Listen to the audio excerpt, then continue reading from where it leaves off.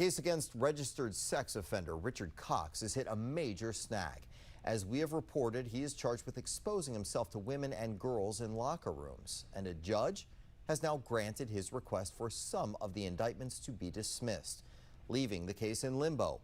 Our Tom Rousey spoke with an activist who's afraid this could set a precedent for cases against other sex offenders.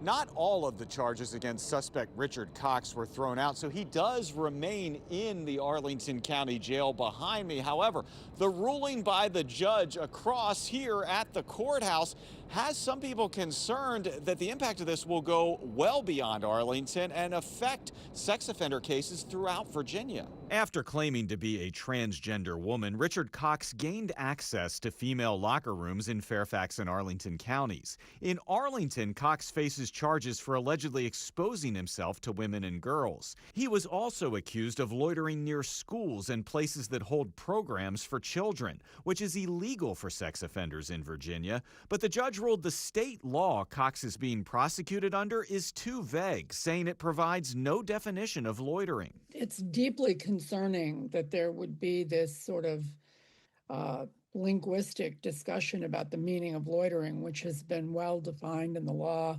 and in common use for, well, decades. Maureen Flatley, president of D.C.-based nonprofit Stop Child Predators, says she's concerned this will force prosecutors to drop charges or not charge sex offenders with loitering statewide. Tom, the potential implications here are tremendously serious. When you think about the precedent that this case has set, anyone else that has been in this situation can bring their case forward and call it into question. That said, the law on this appears to be around a quarter century old, and Flatley says Virginia legislators should update it. We know a lot more about these kinds of criminals than we did even 25 years ago, and so the restrictions need to be crystal clear.